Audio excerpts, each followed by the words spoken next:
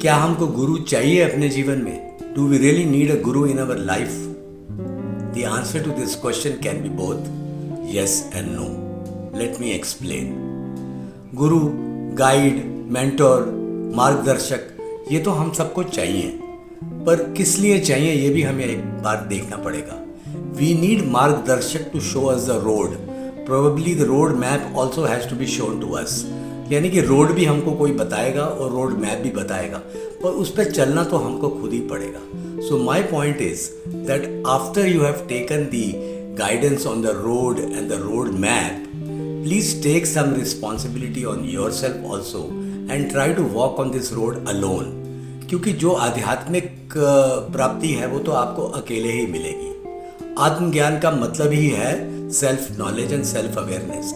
You can't expect a guru or anybody else to understand yourself and then make you understand that self. ये तो बहुत ही अजीब सी बात हो जाएगी. और इसमें एक चीज़ और भी मैं कहना चाहूँगा कि लेट अस फाइंड आउट कि गुरु जो होता है उसकी क्या इसमें मोटिवेशन है आपको गाइड करने की, और आपकी मोटिवेशन क्या है गुरु को प्राप्त करने की या गुरु को पाने की. ऑब्वियसली आप गुरु इसलिए चाहते हैं कि आपका काम आसान हो जाए और somebody will guide you and somebody will hold your hand और अपने कंधों पे बिठा के आपको ये भवसागर पार करा देगा. Whereas गुरु का क्या लक्ष्य होता है? गुरु का लक्ष्य होता है कि उसके पास कुछ ज्ञान है, कुछ मे बी दिव्य दृष्टि है, हु नोज, तो वो आपसे बांटना चाहता है. In the whole exchange the relationship has to be of trust, no doubt, but the relationship cannot be of blind faith. हम तो ब्लाइंड फेथ करके सब कुछ ही छोड़ देते हैं गुरु के ऊपर, और ये बहुत बेकार सी बात है. It's not a very good thing. और आजकल के ज़माने में ये भी कहना गलत नहीं होगा कि सच्चे गुरु को पाना या ढूंढना भी बहुत मुश्किल है. I am not going there. I am not against gurus and babas. All I am saying is कि जब तक आप अपने अंदर अपने आप को झांक के नहीं देखेंगे, आपको आध्यात्मिक ज्ञान नहीं हो सकता. That is point number 1. दूसरी बात यह है कि गुरु आपको बताएगा क्या, या what will Guru tell you which is so important, which will lead you to moksha. You know, गुरु हो या रिलीजन्स हो, ईस्टर्न रिलीजन हो, हिंदुइज्म हो, बुद्धिज़्म हो, क्रिश्चियनिटी हो, इस्लाम हो, सभी रिलीजन लगभग एक ही बात बोलते हैं कि एक गॉड है, एक सुपर पावर है या सुपर कॉन्शियसनेस है, उसने हम सबको बनाया है और हम सब जो है उसी की क्रिएशन है. कोई कहता है कि ये दुनिया मिथ्या है, इट्स एन इल्यूजन. कोई कहता है कि सेल्फ होता नहीं है. Buddha says there is no self. Vedanta says that the whole world is an illusion and there is nothing else but Brahman. Christians कहते हैं कि हम सब जो हैं सोल्स हैं जो कि गॉड ने अपनी इमेज में क्रिएट की हैं. Let them say whatever they feel like. आपको उसकी इतनी चिंता करने की ज़रूरत नहीं है. What I am trying to say is कि गुरु आपको बताएगा क्या? गुरु आपको यही सब बताएगा ना, तो ये तो सब आप कहीं जगह से पढ़ भी सकते हैं. What exactly is important and what exactly is required इसके हम ये सब चीज़ों को अंदर अपने देखें और फिर समझें. As long as we don't understand what is going on inside our own selves, हमको ये बुकिश ज्ञान, ये जो जितने भी टेक्स्ट हैं या टेनेट्स हैं रिलीजन के, इन सब से हमको बहुत ही आधा ज्ञान मिलेगा. मैं तो ये कहता हूँ एक छोटी सी पोएम के माध्यम से, we call him a master who runs a little faster on the circumference of logic. Our judgement is tragic. मैंने यहाँ पे क्या कहा है कि हम उसको गुरु या मास्टर कहते हैं जो लॉजिक के आउटर सर्कमफ्रेंस पे ही आपको बताता है, और हम उसी को अल्टीमेट ज्ञान या अल्टीमेट ट्रूथ मान लेते हैं. इसमें भी ये क्वेश्चन आ सकता है कि क्या गारंटी है कि गुरु को सब कुछ मालूम है क्या? Have you ever heard a Guru say that ये मुझको नहीं मालूम? ये एक्चुअली गुरु की मजबूरी है जो हमने उसके ऊपर थोप दी है. A guru has come to a exalted place जहाँ वो कह ही नहीं सकता कि मुझको ये मालूम नहीं है, फिर तो हम उसको गुरु मानेंगे ही नहीं. But at the same time हमको ये सब भी समझना चाहिए कि सभी तो इंसान हैं और हर एक के अंदर लिमिटेशंस हैं, और वो लिमिटेशंस गुरु में भी हैं, और इसके एग्जाम्पल आप पिछले 10, 15, 20 साल में बहुत देख भी चुके हैं. और एक और बात, बहुत से ज्ञानी लोग कह चुके हैं कि आप खुद ही अपने गुरु बनिए. Be your own light.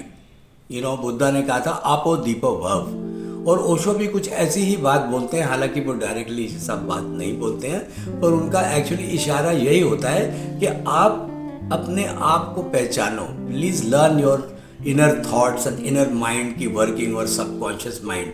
और जितना जितना अपने अंदर आप डूबते जाएंगे उतना उतना आप अध्यात्म में ऊपर उठते जाएंगे।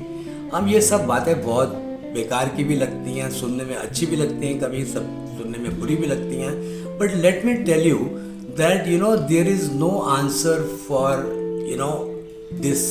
You have to go it yourself, you have to do it yourself. नहीं तो आप एक तमाशा का पार्ट बन जाएंगे या आप एक तमाशा ही बन के रह जाएंगे, जैसा कि मैं देख रहा हूँ इस वक्त हमारा इंटरनेट भरा हुआ है ऐसी बातों से जहाँ लोग आपको बता रहे हैं कि ये गुरु की महत्वता क्या है या हमारे शास्त्रों की क्या मानता है।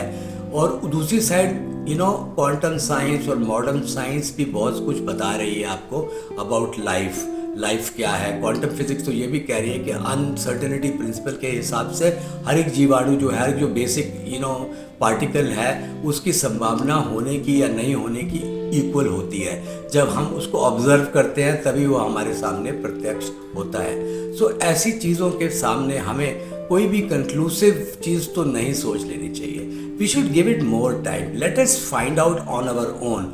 और अगर नहीं भी पता चलता है तो क्या फ़र्क पड़ जाता है, as long as we are happy and we are content and we are not negative in our thoughts, तो लाइफ अच्छी तरह बिताइए। और मोक्षा के पीछे भाग रहे हैं जिसकी परिभाषा हमको मालूम ही नहीं है। और दूसरी बात, जहाँ तक कर्मों की बात है, हम सब चाहते हैं कि हमारे कर्म फल अच्छे हों ताकि अगले जन्म में हमें अच्छा जीवन मिले, सुख का जीवन मिले। क्या हमें ये मालूम है कि कर्म फल अगले जीवन में मिलते हैं? Lot of people are telling that karma का जो बेसिक रिजल्ट है वो इसी जीवन में अभी मिल जाता है। कई कहते हैं कि कर्म फल का कोई और मीनिंग है, it is just memory and your mind पे ऊपर इम्प्रेशंस जो आपकी लाइफ को वैसे बनाते हैं जैसे कि आप सोचते हैं इस जीवन में। I mean whole thing is in a flux, nobody knows for sure. So अपना समय आप काहे को बर्बाद कर रहे हैं इन चीज़ों में। और lastly what I am trying to tell you also is very important कि हम किसी भी चीज़ को जब सिलेक्ट करते हैं, जैसे कि किसी एम्प्लॉई को सिलेक्ट करेंगे या किसी को भी हेल्पर को भी सिलेक्ट करेंगे तो हम उसके बारे में वेरिफिकेशन करते हैं, पूछताछ करते हैं अच्छी तरह से। ये सेम चीज़ हमको गुरु के बारे में भी तो कर लेनी चाहिए। Why are we blind believers in this aspect? एक ने कहा, दूसरे ने कहा, तीसरे ने कहा कि वो बहुत अच्छा गुरु है तो आप भी उसके पास चले गए। और गुरु होने की परिभाषा क्या है? क्या मैं एक भगवे वस्त्र पहन के या बहुत फ्लैशी क्लोथ्स पहन के और सिर पे तिलक लगा के बैठ जाऊं तो क्या आप मुझे गुरु मानेंगे? And if I am wearing a simple T shirt and jeans and talking to you as a normal human being, you think I am not a guru. So ये जो हमारी परिभाषाएं हैं ये भी बहुत सस्पेक्ट हैं, इसको भी देखना पड़ेगा। Thank you very much.